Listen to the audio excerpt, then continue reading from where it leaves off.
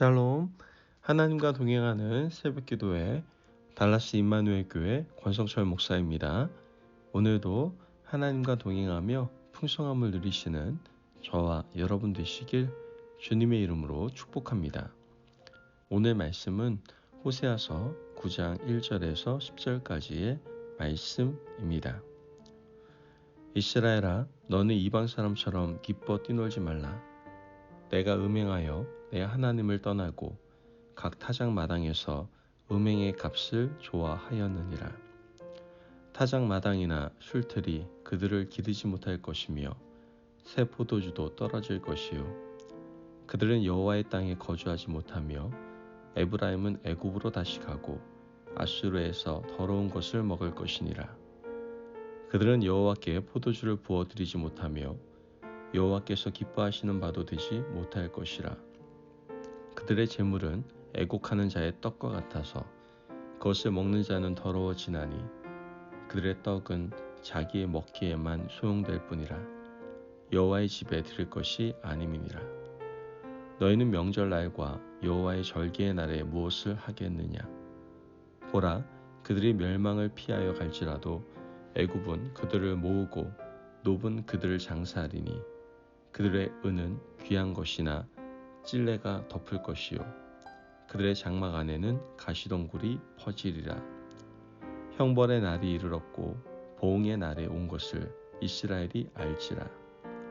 선지자가 어리석었고 신에 감동하는 자가 미쳤나니 이는 내 죄악이 많고 내 원한이 큼이니라. 에브라임은 나의 하나님과 함께한 파수꾼이며 선지자는 모든 길에 친 새 잡는 자의 그물 같고 그의 하나님의 전에는 원한이 있도다. 그들은 기브아의 시대와 같이 심히 부패한지라. 여호와께서 그 악을 기억하시고 그 죄를 벌하시리라. 옛적에 내가 이스라엘을 만나기를 광야에서 포도를 만남같이 하였으며 너희 조상들을 보기를 무화과 나무에서 처음 맺힌 첫 열매를 본같이 하였거늘 그들이 바알볼에 가서 부끄러운 우상에게 몸을 들이므로 저희가 사랑하는 우상같이 가증하여 줬도다. 아멘. 하나님의 말씀입니다. 여러분, 오늘 본문 말씀을 보면 변해버린 이스라엘을 바라보시는 하나님의 애달픔이 드러나고 있음을 보게 됩니다. 하나님께서 옛날 이스라엘을 어떻게 기억하고 계실까요? 오늘 본문 10절 상반절 말씀을 보면 옛적에 내가 이스라엘을 만나기를 광야에서 포도를 만남같이 하였으며 너희 조상들을 보기를 무화과 나무에서 처음 맺힌 첫 열매를 본같이 하였거늘. 말씀을 통해서 알 수 있는 이스라엘에 대한 하나님의 첫 기억은 광야에서 만난 포도나무 처음 익은 무화과 나무 열매를 보는 기쁨이었다라는 것을 알게 됩니다. 아무것도 없는 삭막한 광야에 포도나무 한 그루가 서 있다면 이 얼마나 경이로울까요? 하나님은 이스라엘의 순수한 신앙을 이렇게 표현하셨습니다. 하나님께서 무화과 나무 한 그루를 심으시고 그 나무에서 열매 맺기를 바라셨는데 첫 열매가 맺혔습니다. 나무의 주인이신 하나님은 얼마나 기쁘셨을까요? 그 기쁨을 무화과 나무에서 처음 맺힌 열매를 보는 것과 같다고 표현하셨습니다. 하나님은 이스라엘 백성들을 바라보실 때 이렇게 아름다운 첫 기억을 가지고 계셨던 것이죠. 그 옛날 이스라엘 백성들은 바로 이런 기쁨을 하나님께 드렸습니다. 노아 시대를 생각해 보면 죄악이 관영하고 하나님의 아들들이 사람의 딸들의 아름다움에 취하여 예배 공동체를 떠났습니다. 그런데 노아는 하나님과 동행을 했던 것이죠. 마치 메마른 광야의 한 그루의 포도나무 같이 노아는 믿음의 절개를 지켰던 겁니다. 아브라함도 마찬가지였습니다. 하나님의 부르심에 순종해서 고향과 친척과 아비의 집을 떠났습니다. 그는 가나안 땅에서 한 그루 포도나무처럼 살았으며 무화과 나무의 첫 열매, 즉 믿음의 조상이 되었습니다. 아브라함 이후로도 이삭과 야곱, 요셉으로 내려오며 순전한 믿음의 혈통을 간직하게 되죠. 하지만 이스라엘이 하나님을 실망시키는 사건이 벌어지게 됩니다. 오늘 본문 10절 하반절 말씀을 보면 그들이 바알보올에 가서 부끄러운 우상에게 몸을 드림으로 저희가 사랑하는 우상같이 가증하여 줬도다. 말씀에서 말하는 바알보올 사건은 민수기 25장을 배경으로 하고 있습니다. 출애굽 40년 여정이 거의 끝나가는 시점이었는데요. 이스라엘 백성들이 구름기둥과 불기둥이 멈추지 않았는데도 자기 임의대로 시딤에서 길을 멈춥니다.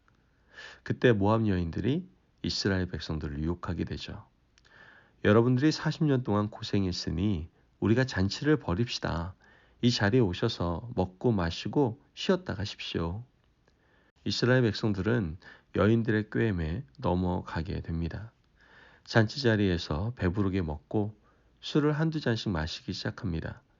취한 후에 음행의 잔치가 벌어지고 모압이 섬기는 우상에게 절을 하게 되었던 것이죠. 이것이 하나님께는 굉장히 큰 충격이었습니다. 아니 40년 동안 훈련을 했는데 어떻게 한순간에 넘어질 수가 있단 말인가.